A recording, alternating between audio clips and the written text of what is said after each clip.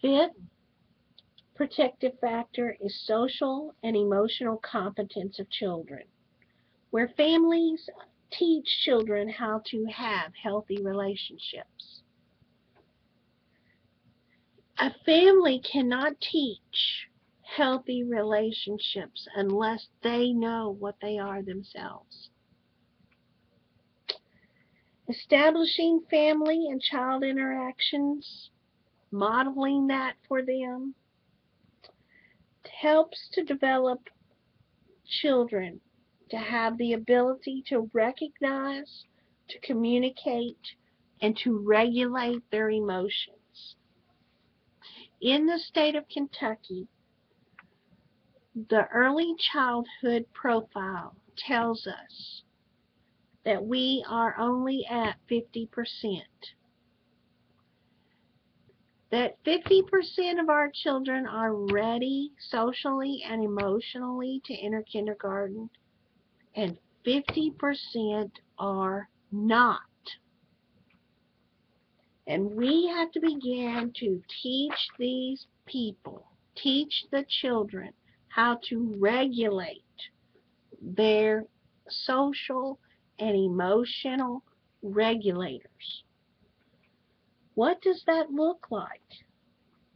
How can we do this as early childhood educators?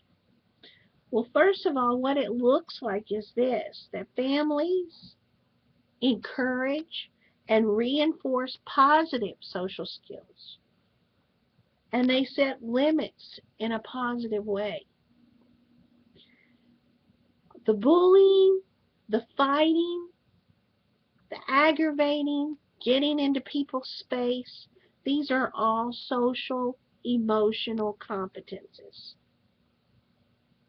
Families foster their child's age-appropriate self-regulation, and they don't sit and laugh at their negative behaviors, or the fact that you are having to deal with the child's negative behavior.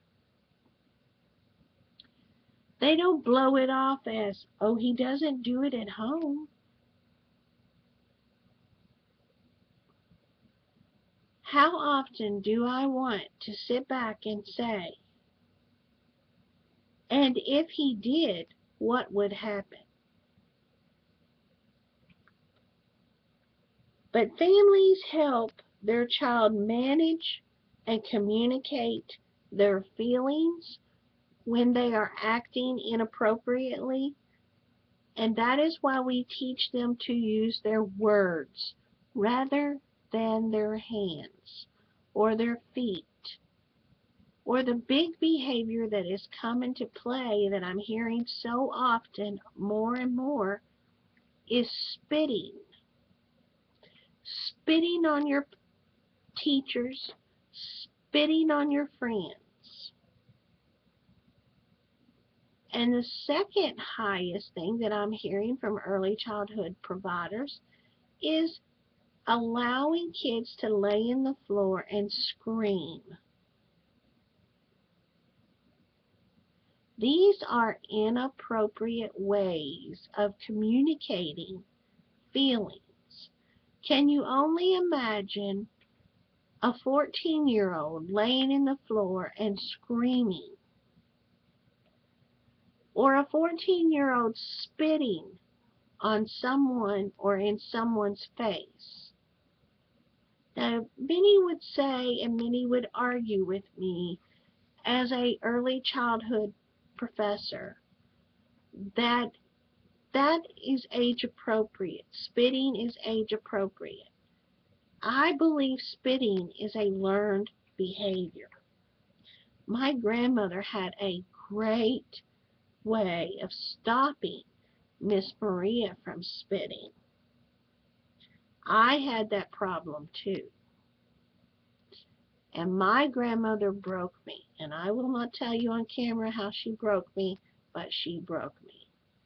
It was a learned behavior, as was sticking out my tongue. And I learned at a very young age that it was very inappropriate for me to act that way. and I began to manage my feelings, and I began to communicate my feelings in an appropriate way rather than a negative way. Families understand the importance of this social emotional development in young children. This is critical, guys.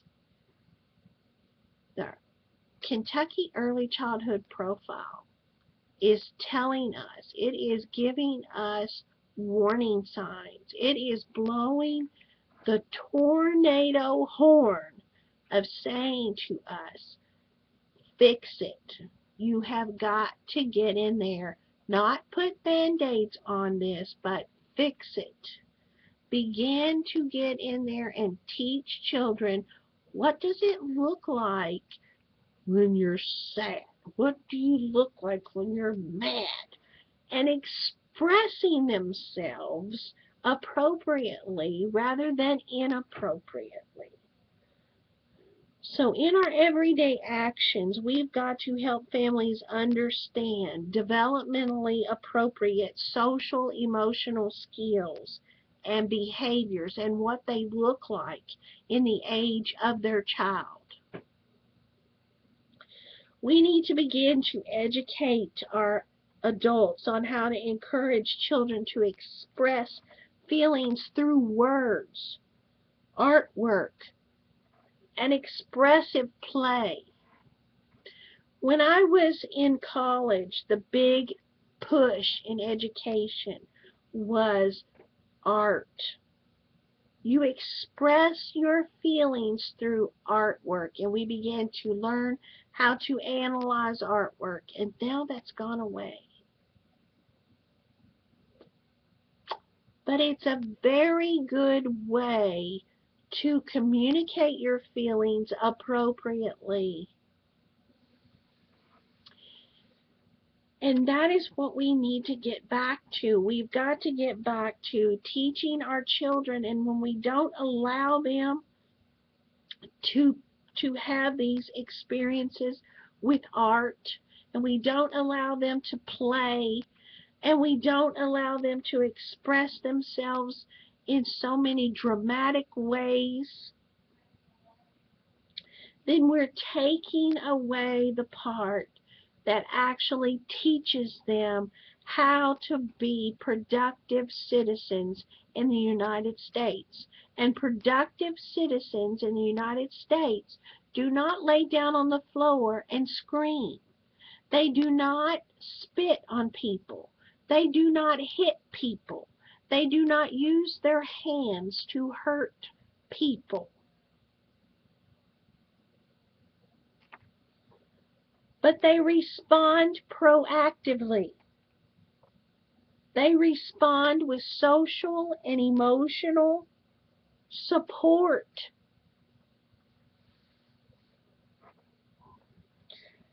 And we need to create this environment where children feel safe to express their emotions. So many times you will see me when I'm in the classroom and a child makes me angry. I will say to them, you have made Miss Maria very angry. And I need to go over here and sit down and allow myself to think. And when I'm finished, I will talk to you. Oh, Lord, how could you act like that in front of children? I have expressed a strong emotion in front of those children.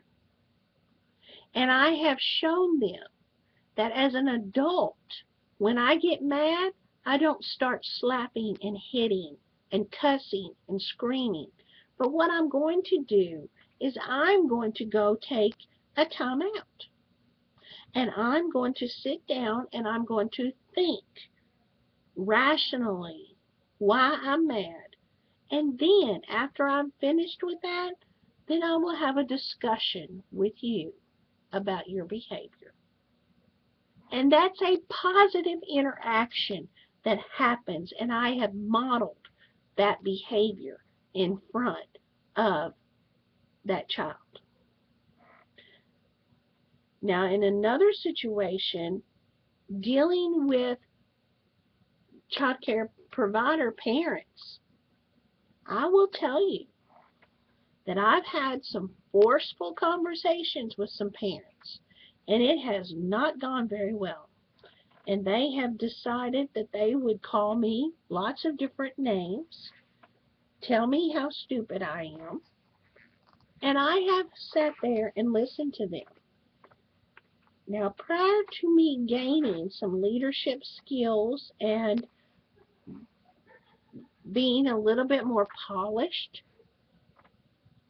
I will tell you when I was a young director that I did some pretty irresponsible things. I had a parent one time make me so mad that I took their totes and the kids' clothes and threw them out in the road. And they honestly deserved everything they got from me. But what I didn't do is I did not model good social and emotional competence to them. In other words, I got down on their level and began to act on their level rather than raising them up to my level.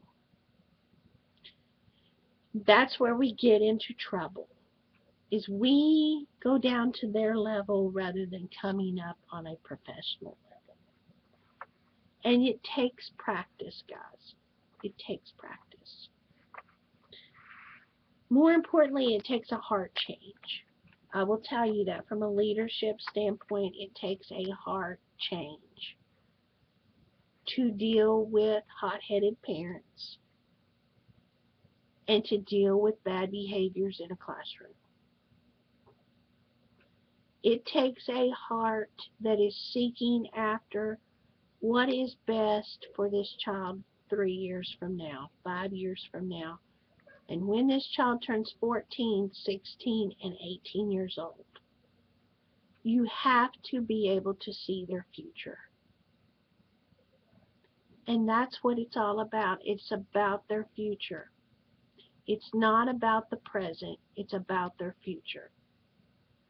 I hope that you take an inward look at where you are right now in your own social and emotional competence and your behaviors. You have got to take a hard look at yourself and have an inward change so that you can impact families, so that you can impact children across the Commonwealth of Kentucky.